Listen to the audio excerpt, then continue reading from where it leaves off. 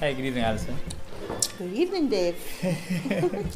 We're here on behalf of WalkHoly, and we want to know what impact WalkHoly has had on your life. Give us a background of who you are and what you do today, and where you're coming from in terms of WalkHoly. Sure.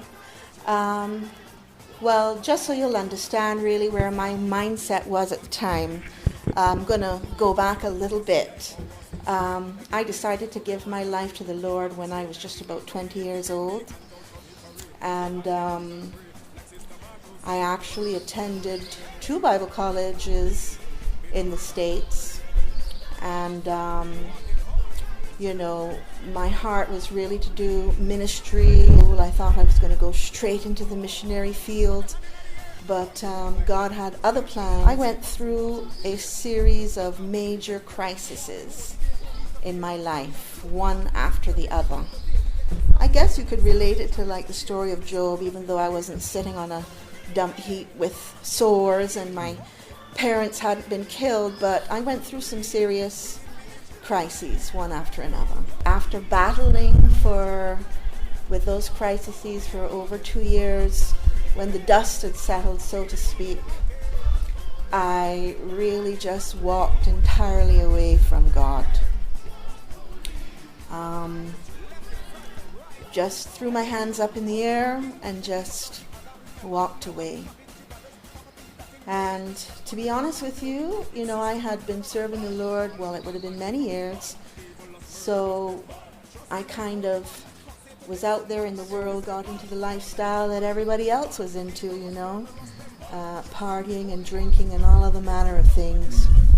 And, because I'd really just turned my back on God. And I don't think I prayed not a single prayer probably for 3 years straight. I was just so hurt and disappointed. But to be honest with you, even though I wouldn't pick up my Bible and I wouldn't pray, God is just so sweet and merciful, because He would always send, throughout the whole period of time when I had turned my back on Him, that was about 7 years, He would always send messages and messengers. Were you angry with God or people? I was so disappointed with God. It wasn't really much about people, Okay. It wasn't even about church or anybody. I was so hurt with God. I think it was probably about maybe the second year that WalkHoly was in existence. This is a good, maybe 3. that I decided to jump in a crop over band with my girlfriends. Mm-hmm. And I remember this particular band used to be the first band that would go out, but now WalkHoly was the first one to go out. Mm-hmm. And so we were sort of behind the barricade there waiting while WalkHoly was getting ready to go on. And even though it was early in the morning, I was, already well drunken at that point. And I remember seeing a friend of mine who I used to go to church with. And my initial response was, oh boy, she's going to see me here really drunk as ever. This is in the WalkHoly band? Someone in the WalkHoly band? Somebody in the WalkHoly band. And they were on the other side of the barricade. And she saw me, and she actually came over to the barricade, and I came over to her. And I was expecting to maybe get a lecture. What you doing here? I was expecting to get some sort of scorn or, look at you, that sort of a thing. The morning of Kaduma, I remember that morning. For me, initially it was a little bit embarrassing, because everybody else was wearing all their skimpy clothes and that kind of stuff, and we came out fully clad in costumes and stuff representing more of the kingdom. And this man stood up and he said, and he was laughing and everything from the same blue box car, and he was like, look at them Christians, when they ain't gonna be hot. And I remembered that. And then shortly after, I remember when I saw Alison, and I went over and I started to speak to her because, like I said, I didn't see her as a reveler that morning. I saw her, my sister, someone that was with me in church, that encouraged me. It was like a stranger amongst a family. I think that is probably what went through my mind that day. That you didn't belong? To that group. And it was more or less like, this is my sister, more so than there's a reveler.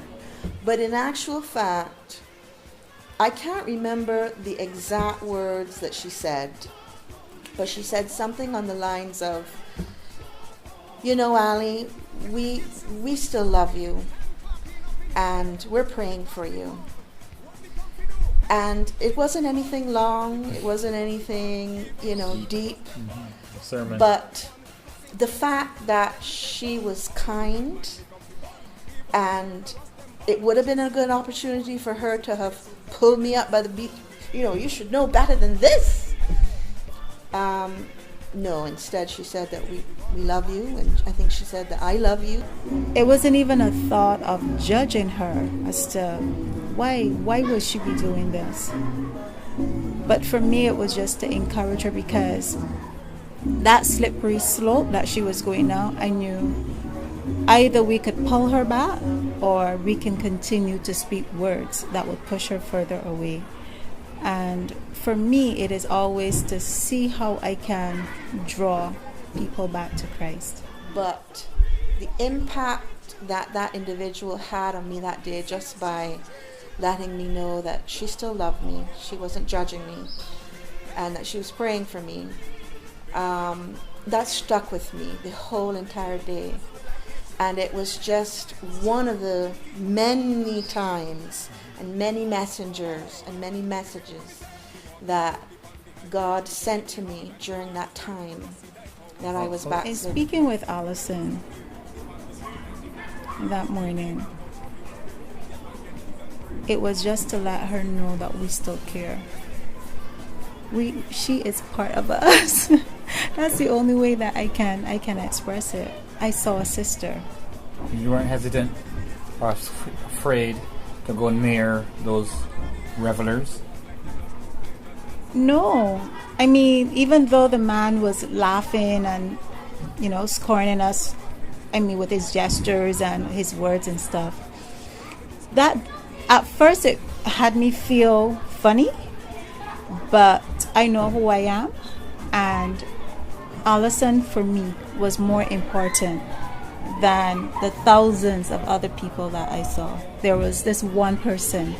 I saw other people that I knew, but none of them on that day impacted me or drew me to them the way Alison did. I think that day, that WalkHoly band member was really salt, because salt brings healing, right?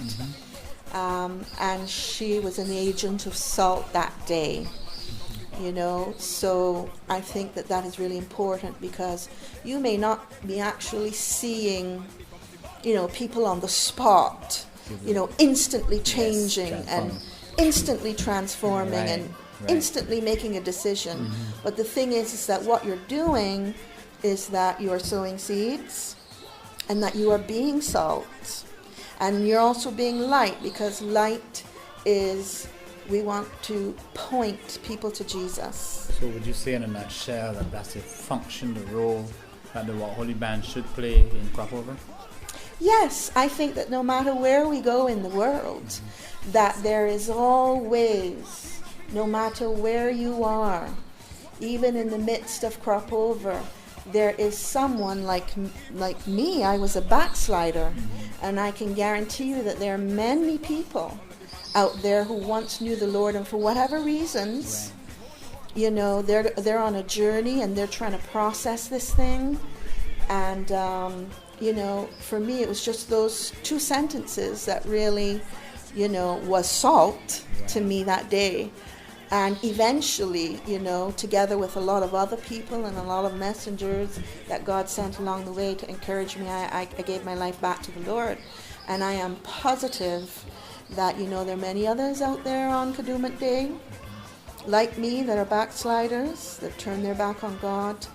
And you never know the impression and the seed. And just even a sentence reminding them, you know what? God still loves you. And the impression that can make. You must bear that in mind, that no matter where you go, God is able to use you even in the heart of Babylon, in the middle of Kadooment, and you can be a testimony, you can be salt, you can be light, and you never know, there could be another Alison Martin out there.